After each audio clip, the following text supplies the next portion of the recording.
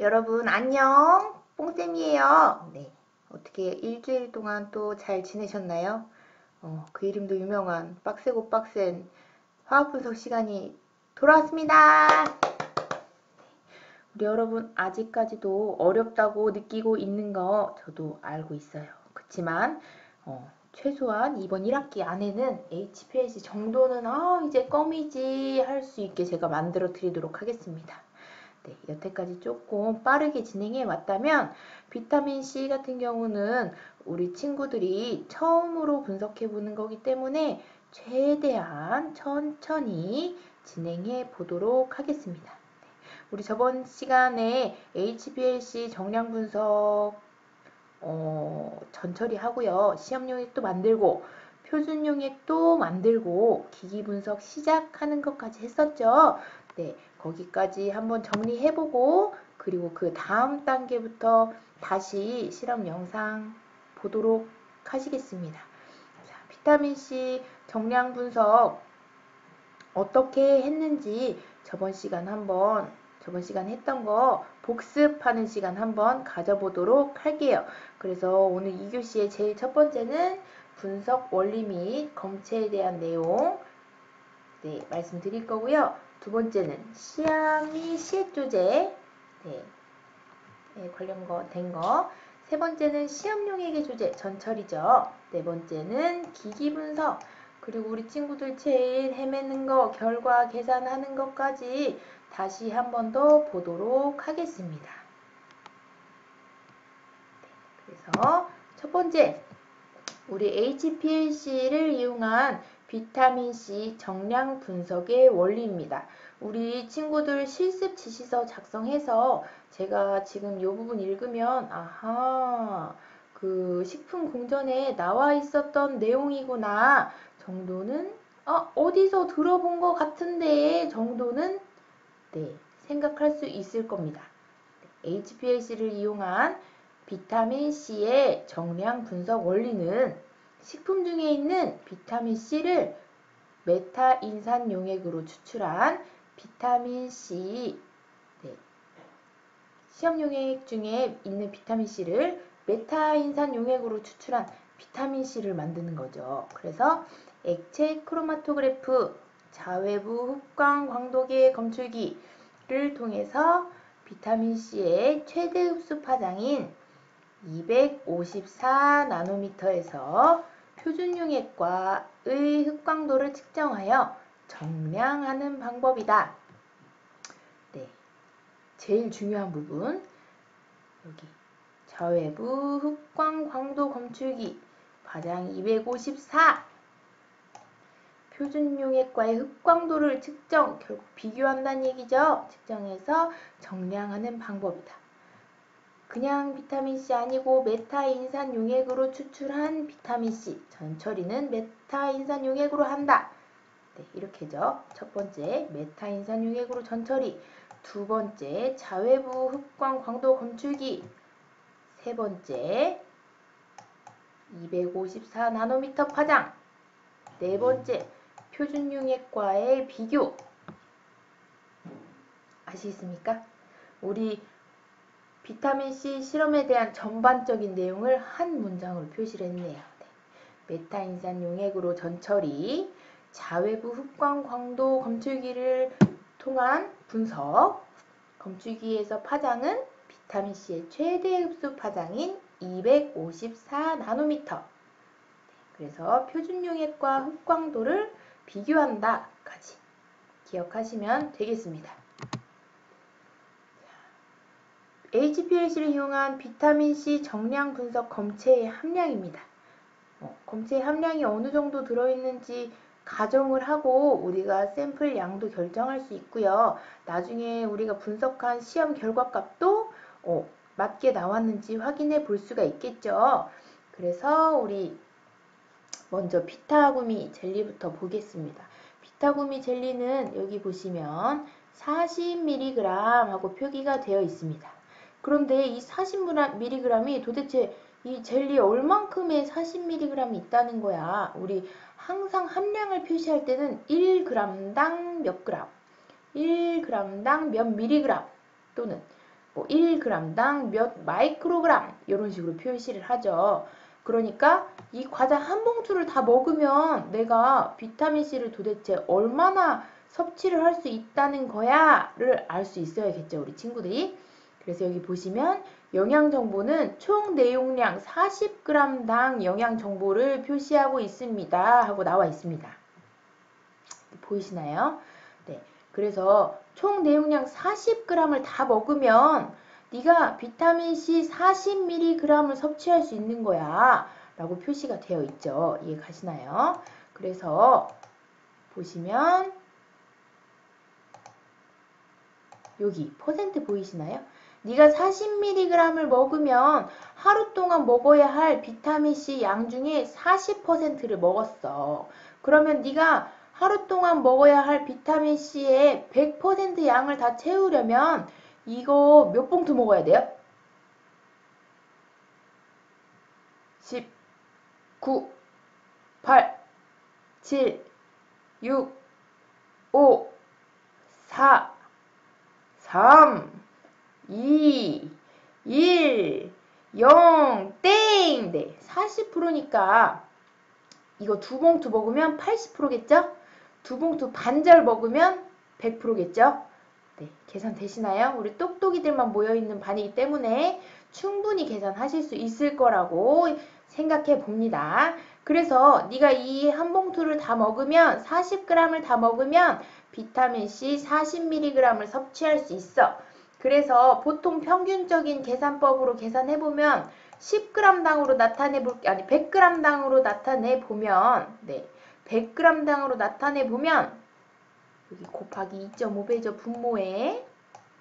2.5배 하시면, 분자에도 똑같이 2.5배 해줍니다. 분모에 곱해주면, 분자에도 똑같이 곱해줍니다. 그래서 분자에 2.5 곱해주고, 분모에 2.5 곱해주면, 100g당 100mg을 섭취할 수 있습니다. 100g 먹으면 하루 섭취해야 하는 양의 비타민C의 양을 모두 섭취할 수 있습니다. 라는 결론을 지을 수 있습니다. 이해 가시나요? 분모를 우리 통일시켜 볼 거예요. 분모를.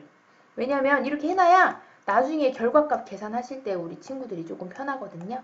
그래서 모든 실험은 이렇게 내가 함량에 대한 영양 정보를 조금 알고 있다 하면 기준을 얼마만큼 먹었을 때 얼만큼 나오는지에 대한 기준을 정해두는 게 나중에 결과값 확인하실 때 우리 친구들이 2번, 3번 계산하는 일이 없어집니다. 그래서 먼저 저 같은 경우는 각각 샘플들의 함량을 보고요. 각각 샘플들의 기준치를 통일화시켜 둡니다. 대부분이 100g, 100mg당으로 통일화를 시키죠. 그래야 나중에 결과 계산할 때 조금 어렵지 않습니다. 네, 그래서 비타구미는 40g당 40mg의 비타민C가 들어있었기 때문에 요거는 100g을 섭취했을 때 100mg의 비타민C를 섭취할 수 있다 하는 거 기억해 두시고요.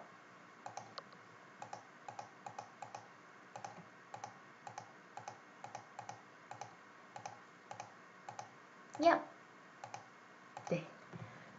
바이탈C로 한번 보겠습니다. 바이탈C 같은 경우는 이게 우리 친구들 동그란 동전 모양 비타민 먹어본 적 있죠? 그런 제품이거든요. 그래서 요거 한정 먹었을 때는 여기 보이시나요? 아스코르브산이 비타민 C하고 같은 말이에요. 그래서 표준품도 아스코르브산으로 쓰고요. 그러니까 비타민 C의 대표적인 여러 가지 분자 구조 중에 한 가지 예라고 생각하시면 되겠습니다. 그래서 뭐 L-아스코르브산도 있고요. 보통 2가지로 나타내거든요. 비타민 C의 분자 구조는 비타민 C가 조금 그 2가지 분자 구조에서 왔다 갔다 이동을 잘 한다고 해요. 그래서 L-아스코르브산하고 그냥 일반 아스코르브산하고 2가지로 많이 나타내는데 아스코르브산 과립으로서 여기 써있죠. 비타민 C 한 정중 515mg g이 들어있어요 라고 표기가 되어 있네요.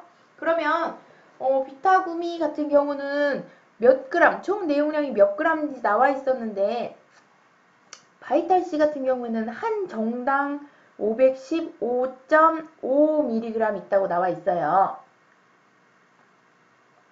그러면 우리가 실험을 하기 전에 먼저 이 한 정의 무게가 얼만큼 되는지 확인을 해 봐야겠죠. 선생님이 살짝 가서 달아봤더니 한 정은 1.2g 정도 나갔습니다. 여러 가지 재봤는데 몇 가지 재봤는데 1.19, 1.22 뭐 이렇게 1.20 이렇게 왔다 갔다 하면서 대부분이 1.2g 사이에서 왔다 갔다 하는 걸 확인할 수 있었어요.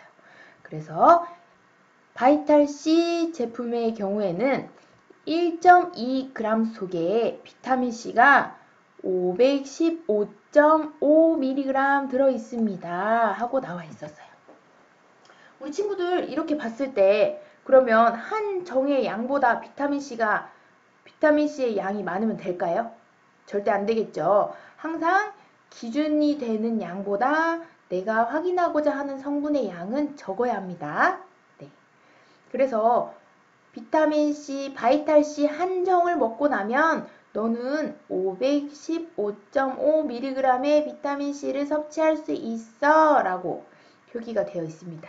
얘를 비타굼이랑 똑같이 100g당으로 계산을 해보겠습니다. 우리 친구들 100g당으로 계산할 때는 어떻게 하시는지 알아요? 요거를 없애야 하잖아. 요거를 없애고 100으로 만들어야 하잖아요.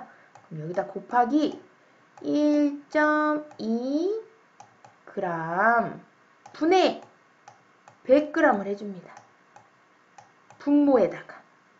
그럼 분자에다가도 똑같이 여기도 똑같이 곱하기 1.2g 분의 100g을 해줍니다. 자, 이렇게 보면 자, 분모 먼저 볼게요. 1.2g 곱하기 1.2g 분의 100g 하면 요래 없어지고 100g만 남겠죠. 그래서 100g 여기 표시해 줬습니다. 분모에도 그럼 항상 똑같이 곱해줘야 한다는 거 잊지 말아주시고 여기에다가도 똑같이 1.2g 분의 100g을 곱했더니 요렇게 그람 없어지고요. 여기 계산하면 20, 100, 1000만 42,958.333mg per 100g으로 계산이 되었습니다. 이따가 결과값 나올 때 이렇게 비슷하게 나오는지 꼭 확인하는 과정 있을 거예요. 네. 그래서 항상 샘플 검체의 함량은 이렇게 내가 보기 편하게 단위, 분모, 기준이 되는 양을 설정해주고 통일시켜주면 편하다는 거 다시 한번 강조해 말씀드리겠습니다. 세 번째는 우리 오로나민C 실험했어요. 머리부터 발끝까지 오로나민C 맞나요? 네. 네. 개인적으로 전현무 좋아하는데 예쁜 여자들만 너무 좋아해요. 여튼 오로나민C의 함량을 봤더니 여기 비타민C가 어딨냐 네 여기 있습니다. 총 내용량이 120ml인데요. 얘는 액상이기 때문에 g으로 무게 단위로 나타내지 않고 여기 보이시나요? 부피 단위로 나타냈습니다. 부피 단위로. 그래서 여기도 마찬가지로 부피 단위로 나타내도록 하겠습니다. 네. 그래서 120ml를 마셨을 때, 요놈 한 병을 마셨을 때 비타민C 220mg을 섭취할 수 있어요 라고 또 표기가 되어 있죠. 위에 하고 똑같은 방법으로 계산하시면 되겠습니다. 네, 여기 바이탈C하고 똑같은 방법으로 여기도 100ml로 막 바꿔주고 싶어요. 네, 저는 100ml로 바꿔주고 싶어요 하시면 분모에 곱하기 120ml 분의 100g 100g 하셔도 되시고 아이고, 미안합니다.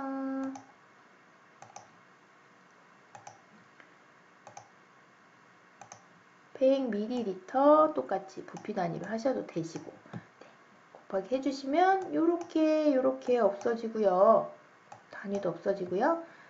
100ml가 남죠. 그래서 요거는 분모로, 네, 여기 분자에도 똑같이 120 분의 100 해주시면 되겠습니다. 밀리리터는 똑같기 때문에 생략할게요. 그래서 계산했더니 오로나민 씨 100ml 마시면 너는 183.333mg 양의 비타민C를 섭취할 수 있어 하고 또 나타내줬습니다. 그래서 이 함량을 확인하고, 이 함량을 확인하는 게 결과값을 확인할 때 비교해 보기 위함도 있지만 우리 검체 채취를 할 때 얼만큼 채취해야 되는지 확인하려고도 하거든요. 그래서 공전상에 100g당 얼마가 있으면 몇 g을 재세요 나와 있죠. 그 부분 확인하기 위해서 네, 이렇게 체크하는 겁니다. 그래서 항상 분모, 네, 얼마만큼 먹었을 때 얼만큼 들어있는지는 환산해 두시는 게 좋다는 거, 분모를 100g 당으로 환산해 두시는 게 좋다는 거 기억해 주세요. 네. 그래서 시약 및 시액의 조제에 들어갔습니다. 샘플을 확인하고 우리 샘플 무게 측정하기 전에 네, 시약이랑 시액부터 만들었었죠. 그래서 우리가 필요했던 시액은 10% 메타인산 용액 첫 번째, 얘를 가지고 2배 희석한 5% 메타인산 용액 두 번째, 세 번째는 이동상 용액 필요했습니다. 그리고 각각 해당하는 양의 표준 용액이 필요했죠. 네, 검량선을 그리기 위한 표준 용액이 필요했습니다. 그래서 먼저 10% 메타인산 용액은 우리 부피 퍼센트 농도 계산하시는 거 아시죠? 용질 플러스 용매 분해 용질 맞나요? 1000분의 100 곱하기 100% 하는 게 뭐다? 이게 뭐다? 퍼센트 농도다. 네, 이 정도는 알고 계셔야 합니다. 아시겠죠? 그래서 용질하고 용매 합친 거를 1000ml, 용질은 100g, 1000분의 100g 곱하기 100. 1000분의 100g 하면은 여기가 다시 쓰는 게 좋겠죠, 우리 친구들? 여기다 쓰도록 하겠습니다. 용질 플러스 용매를 1000ml로 적용할 거예요. 합친 거를. 물은 부피나 그람수랑 똑같기 때문에, 그러니까 1ml당 1g이기 때문에 똑같이 그람수로 표시할게요. 용질 플러스 용매 1000g분의 용질을 100g 달면 곱하기 100 해주면 네, 두 개 날라가고 10분의 1은 1.0이죠? 아니 0.1이죠? 0.1 맞나요? 네, 여기서 두 개 옮겨가면 10% 농도의 메타인산 용액이 됩니다. 네, 아주 천천히 진행하겠습니다. 네, 그래서 10% 메타인산 용액 만들 때는 10g의 용질 메타인산 용액에 증류수를 섞어서 1000ml, 즉 1리터로 정용을 합니다. 요걸 가지고 2배 희석에 들어갈게요.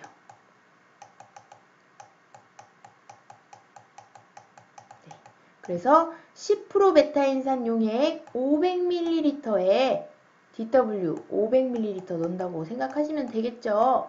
500ml 넣어서 1000ml로 정용해서 5% 메타인산 용액을 만들겠습니다. 세 번째로는 이동상 용액 제조입니다. 이동상 용액은 두 가지를 보통 많이 쓰는데요. 네. 비타민C 분석할 때는 이동상 A를 0.05몰 KH2PO4를 사용할 거고요. B는 아세토니트릴. 아세토니트릴은 보통 ACN 이라고 약자로 많이 표기를 합니다. 그래서 A 이동상 0.05몰 KH2PO4를 조제해 줄 건데 얘는 도대체 몇 g을 넣어야 0.05몰의 KH2PO4가 되나요? 네, 우리가 항상 질량을 구해야겠죠. 그러면 계산식을 또 한번 써보도록 하겠습니다. 몰 농도는 용액 1리터 속에 들어있는 용질의 몰수를 말합니다. 몰수, 용질의 몰수. 네. 얘를 또 다시 표현하면 1리터분의 용질의 몰수는 분자량 분의 질량이겠죠.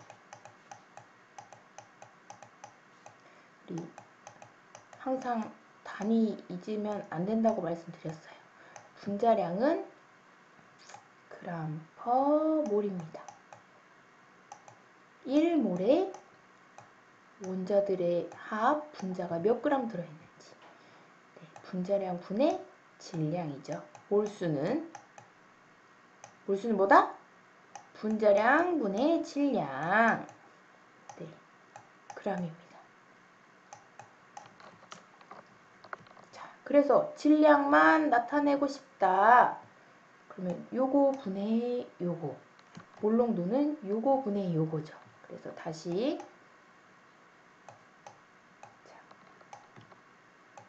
1 이렇게 쓸게요. 그러면 안쪽 요거 두 개 분해 얘가 분모가 되고 바깥쪽 요 아이들이 분자가 되겠습니다. 그래서 여기 분자량하고 1리터를 곱한 게 분모기 때문에 결국 질량은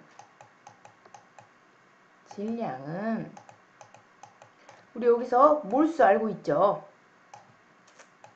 질량 그램은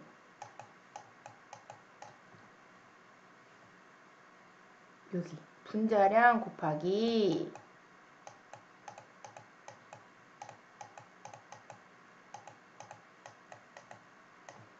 곱하기 1리터 곱하기 몰농도가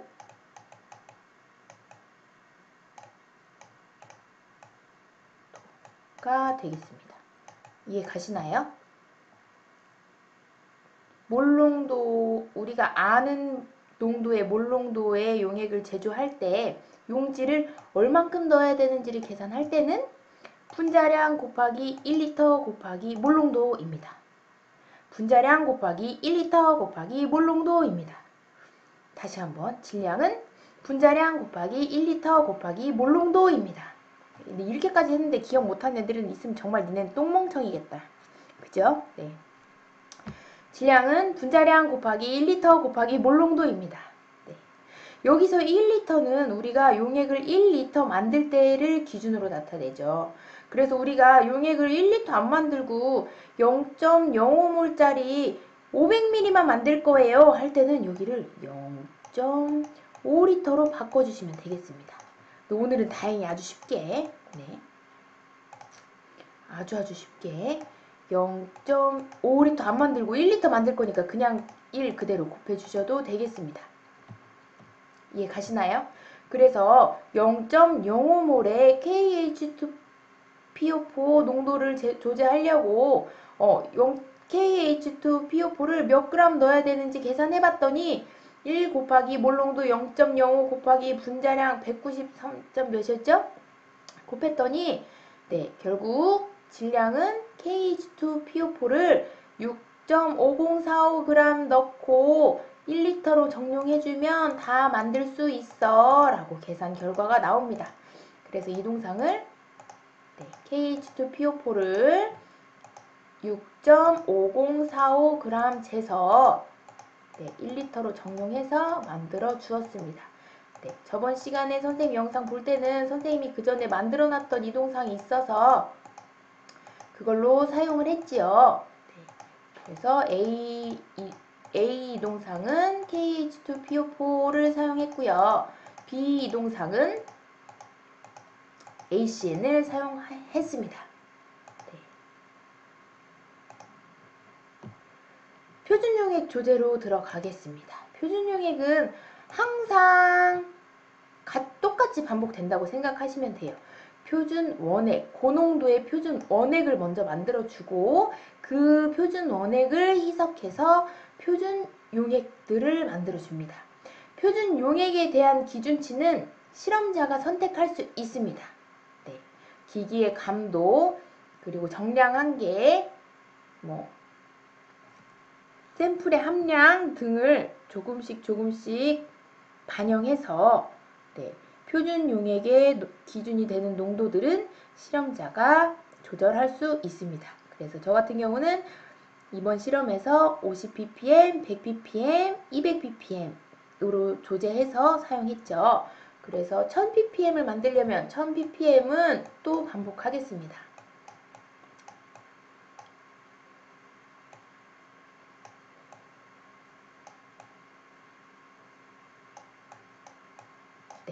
ppm 단위는 mg/L죠. 1000ppm은 1000mg/L입니다. 근데 우리는 100ml만 만들 거니까 여기다가 또 10분의 1을 곱해줘야 여기가 100ml가 되겠죠. 그러면 똑같이 분모에도 10분의 1 곱해줍니다.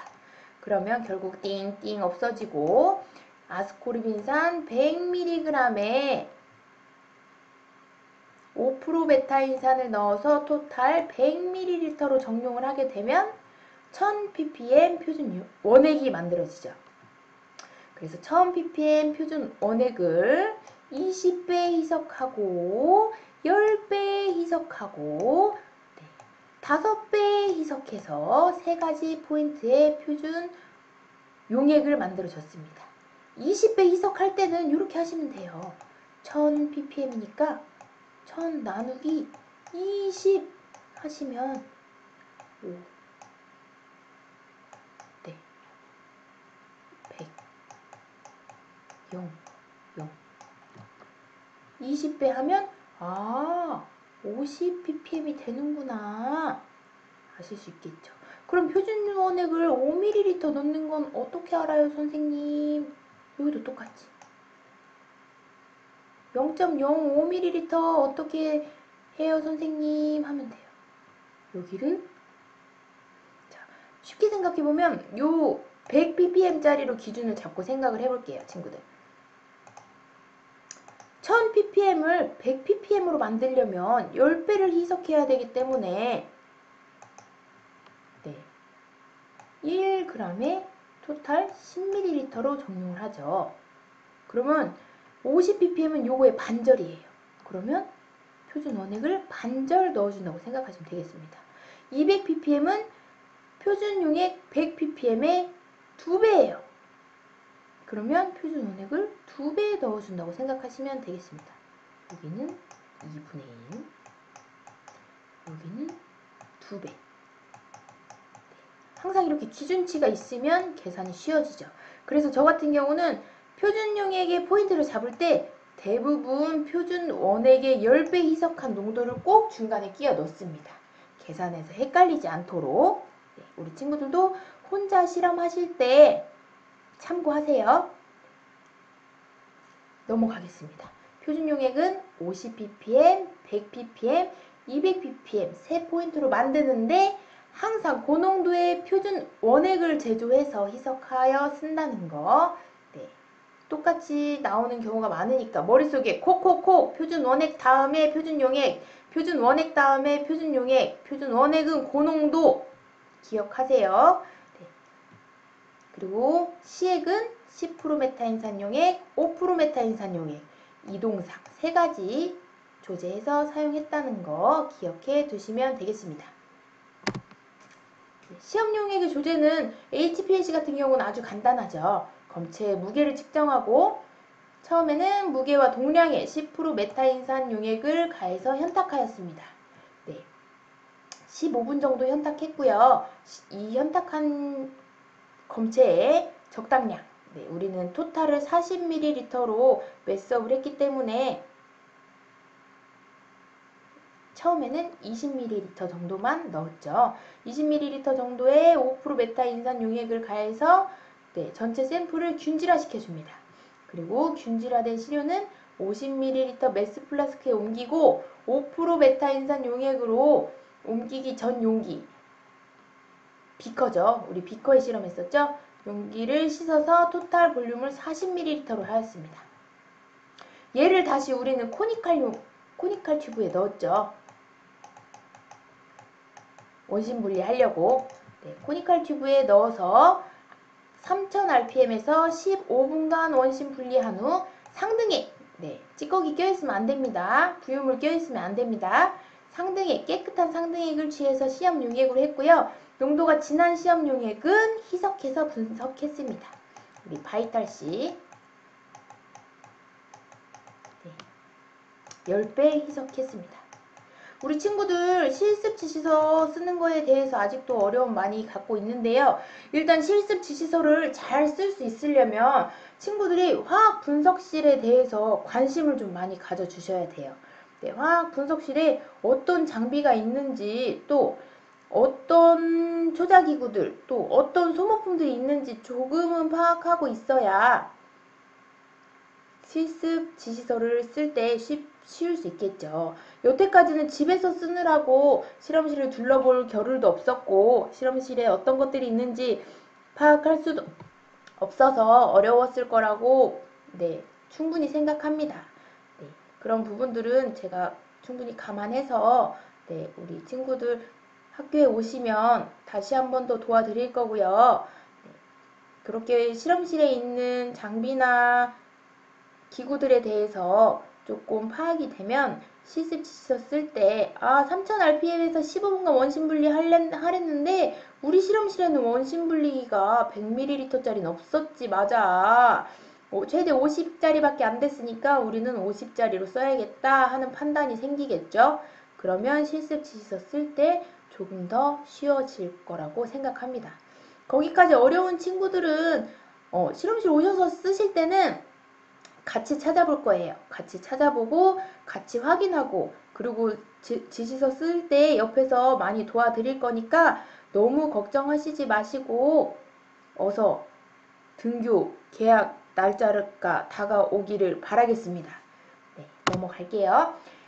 우리 여태까지는 과정이 똑같았죠. 처음에 시약 및 시액 만드는 거, 두 번째 표준 용액 만드는 거, 세 번째 시험 용액 조제하는 거, 전처리하는 거, 네 번째가 항상 기기 분석이었습니다. 네. 그러면 앞에까지는 크게 세 가지 시액 제조, 표준 용액, 전처리까지는 항상 똑같았고요. 기기 분석도 단계가 있습니다. 맨 처음에 우리 장치 준비합니다. 장치 이동상 꽂아놓고 장비 다 켜고요. 뭐 이동상을 바꿨으면은 퍼지도 시키고, 네, 디텍터에서 램프가 잘 작동이 되는지 확인하고요. 커뮤니케이션 모듈까지 잘 연결이 되는지 컴퓨터 켜서 커뮤니케이션 모듈까지 확인을 합니다. 그러면 두 번째로는 우리 분석 조건 설정하죠. 메소드. 네.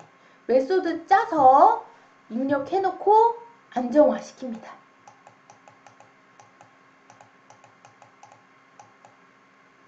네. 안정화시킨 다음에 우리 안정화시키는 동안 우리 친구들 보통 뭐 했나요? 대부분 분석 리스트를 작성을 하죠. 내가 오늘 어떤 표준품을 분석할 건지 우리 여기 보이시나요? 비타민C 50ppm, 비타민C 100ppm, 200ppm. 저는 이번에 표준 원액도 한번 찍어봤습니다. 과연 잘 나오는지. 또 샘플 오로나민C 3개, 네, 바이탈C 3개, 제가 비타구미 쓰다만 화면을 캡처했네요. 네, 3개. 이렇게 분석 리스트를 작성합니다. 분석 리스트에는 어떤 메소드로 분석을 할 건지, 샘플 타입이 뭔지, 바이얼 넘버 등등 여러 가지 조건을 입력하게 되어 있죠. 그 다음에 분석 결과를 계산해서 샘플 농도를 확인하게 됩니다. 네. 기기 분석 단계 말씀드리겠습니다. 첫 번째, 장치 준비합니다. 이동상 끼우고 퍼지시키고 컴퓨터랑 연결합니다. 두 번째, 분석 조건 설정합니다. 메소드 짜고 컬럼 띄우고 안정화 시키도록 하겠습니다. 세 번째, 안정화가 되는 동안 내가 어떤 샘플을 찍을 건지 분석 리스트 작성하겠습니다. 네 번째는 분석 결과, 표준 샘플 시험용액의 농도 계산까지 합니다. 이렇게 4단계 항상 반복된다는 거 머릿속에 넣어두시면 우리 친구들 다음에 실험하실 때 또 조금은 다음 단계 뭐 해야 되지 혼란스러운 상황이 정리될 수 있겠죠. 네, 그래서 처음에 장치 준비할 때는 아까도 말씀드렸다시피 이동상 끼우셔야 되고 장비 켜셔야 되시고 이동상이 바뀌었을 때는 퍼지 시키시고 퍼지가 끝난 다음에 PC 켜시면 됩니다. 여기다 컬럼을 쓴 이유는 장치 준비하실 때 항상 어떤 컬럼 쓸지 미리 찾아놓고 꺼내두시면 좋겠습니다. 네. 두 번째는 분석 조건 설정하죠. 메소드 짠다고 하죠. 분석 조건 설정할 때는 공전에 나와 있습니다. 유속, 토탈, 플로우 1.0으로 할 건지 0.5로 할 건지 분석 시간은 토탈 10분 할 건지 20분 할 건지 설정해 주세요. 입력할 수 있죠. 분석 모드는 우리 2가지 있었습니다. 등용매 모드 아이소크레틱, 두 번째는 그레디언트 기울기 모드. 네. 마우스로 글씨 쓰기 힘들어요. 네. 분석 모드 그레디언트 있었습니다. 펌프 플로우 같은 경우는 분석 모드가 그레디언트일 때 표시를 하죠, 보통은. 그리고 펌프 최대 압력 같은 경우는 최대 압력을 입력해줘야 혹시나 어디 라인이 막혔을 때 장비가 안정하게 셧다운이 될 수 있도록 도와줍니다. 펌프 최대 압력을 입력하는데 보통 우리는 실린지의 최대 압력으로 20메가파스칼 입력했었죠. 그 다음에 디텍터 파장 오늘 254나노미터였습니다. 컬럼 오븐 온도 보통은 40도C 정도인데 분석 시간을 조절해주기 위해서 30에서 40도C 사이로 조절할 수 있습니다. 네, 이런 분석 조건 설정하는 거. 세 번째는 배치 파일. 네. 분석 파일, 분석 리스트 작성하는 겁니다. 바이얼 넘버가 몇 번인지, 그 바이얼 넘버에 들어있는 샘플이 뭔지, 그거를 어떤 메소드로 분석할 건지, 걔를 분석한 결과를 어떤 이름으로 저장을 할 건지, 주입량은 얼마나 10마이크로리터 넣을 건지 20마이크로 넣을 건지 입력을 해주고 안정화가 끝나면 분석을 시작하죠. 여기까지 이해 가시나요? 첫 번째 HBS 장비 준비하는 거, 이동상, 켜기, 퍼지, PC 컬럼 가져다 놓으시고, 두 번째 분석 조건 설정해 주시고요. 세 번째, 여기 공정상에 나와 있는 대로 세 번째 분석 리스트 작성해 주시고 분석을 시작하면 되겠습니다. 우리 저번 시간 여기까지 한 걸로 기억하고 있어요. 네. 기억하시죠? 그 다음에 실험 분석한 걸 가지고 결과 확인을 하게 됩니다. 샘플 농도 계산을 하게 되는데 샘플 농도 계산한 데까지는 전 단계들이 있죠. 데이터 파일 분석입니다. 표준용액 피크 적분하고 시험용액 피크도 적분하고요. 또 피크가 이렇게 겹쳐 있는 것들은 분리를 시켜주는 방법을 찾기도 하고요. 네, 어느 부분을 적분할 건지 정해보기도 하고요. 결국에는 피크 에어리어를 구하는 거죠. 표준용액의 피크 에어리어를 구한다는 게 첫 번째. 그래서 요걸 가지고 검량선을 작성합니다. 표준 용액에 대한 검량선을 작성하는데 검량선 작성하는 방법들 한 번 더 이따가 확인하실 거고요. 검량선은 결국 1차 방정식 값을 확인하는데 이때 A값 X절편은 얼마, B값 Y절편은 얼마, R스퀘어 값은 0.999999999 나왔다 까지 정도는 확인해 주셔야 합니다. 영어로는 캘리브레이션 커브죠. 요 검량선을 가지고 샘플에 대입해서 시험 용도를 계산하게 됩니다. 여기 오늘 카페인 아니죠. 비타민 C입니다. 비타민 C. 비타민 C 농도를 계산합니다. 그래서 비타민 C 농도를 계산한 걸 가지고 샘플량 그리고 희석 배수 등등 대입해서 결과 계산까지 갑니다. 이해 가시나요? 우리 전체적인 실험 순서는 첫 번째 시액제조, 두 번째 표준용액 조제, 세 번째 시험용액 조제, 네 번째 기기분석이었습니다.